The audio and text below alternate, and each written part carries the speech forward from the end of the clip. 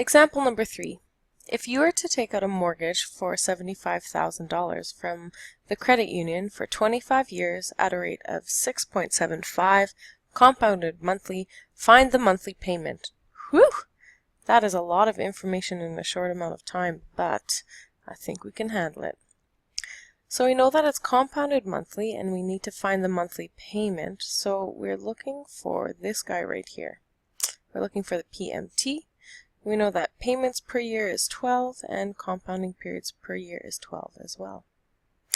The present value of the mortgage is $75,000, and we're hoping to make that, that mortgage go away. We want it to be 0. We know that the interest rate is 6.75%, and we have 25 years times 12 payments per year, and we can put that into our TI-83. So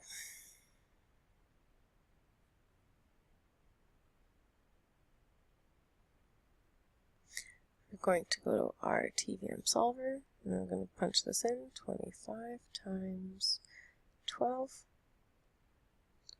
6.75, 75,000, because that's what we're borrowing. See, that with this one we're not using a negative because the money is not going away from us. It's actually coming to us.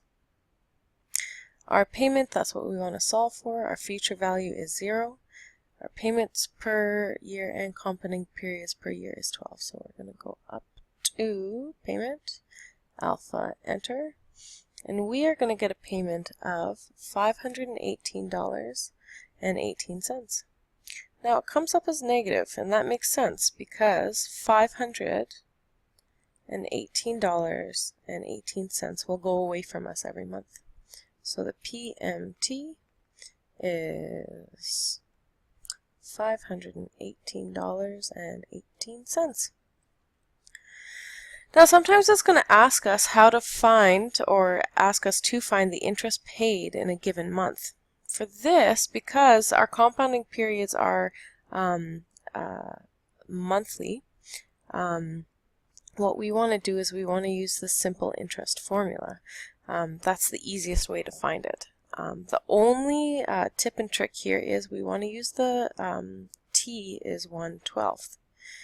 Remember, T is always supposed to be years in the simple interest formula, but we're using 1 month, so that is 1/12 of a year. So, for example, if you take out $45,000 mortgage for 20 years at 8.25%, find the interest for the first month. What's the monthly payment on this? What is the monthly payment on this mortgage if the interest is compounded monthly? Why are these two numbers not the same? So let's fill in what we know. We know the compounding periods per year and payments per year are 12. We know that the future value is going to be 0, and we're borrowing $45,000 at 8.25%. We're taking 20 years to pay this off, and there are 12 payments per year. So what we want to do is we want to solve for the PMT. So let's take out our TVM solver again. So this one is going to be 12 times 20 is 240. The interest is going to be 8.25. The amount that we're borrowing is $45,000. We're going to solve for the PMT.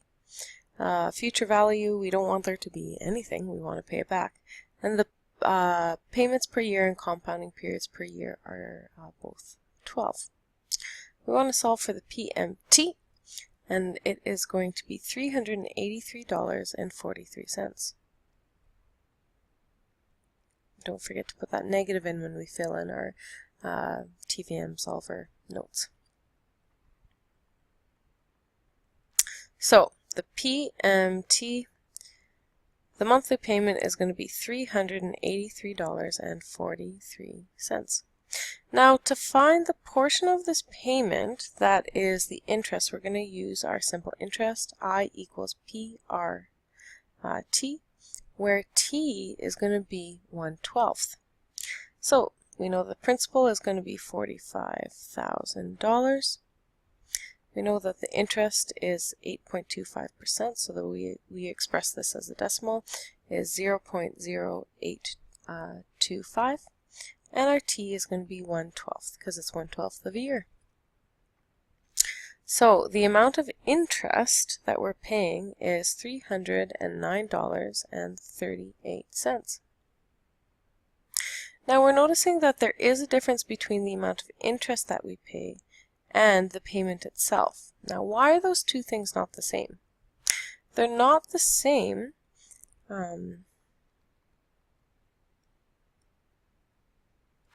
because mortgage payments or monthly mortgage payments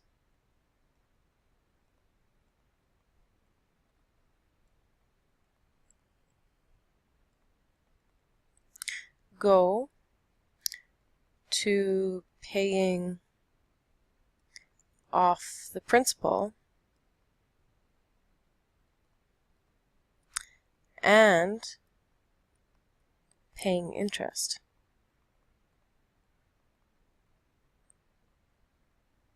And in fact, the majority of the first payment, your first mortgage payment, is actually primarily going to be paying off the interest rather than the principal.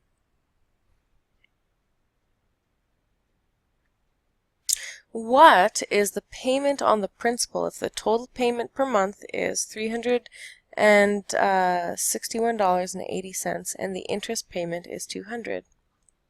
Well, when we think of our full monthly mortgage payment, or if maybe it's 2 times a month, depending on how you set it up. But if this is the full mortgage payment,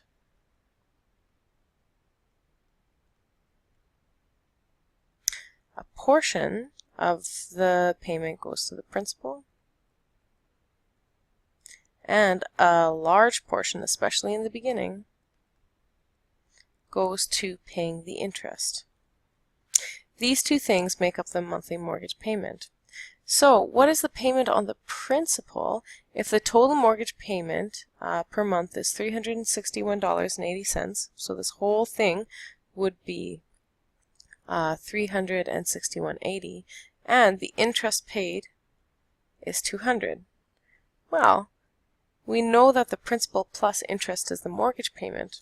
So we would take the mortgage payment, $361.80, and we would subtract the amount that is being paid to interest. And what we're left with is the amount that's being paid to the principal, which is $161.80.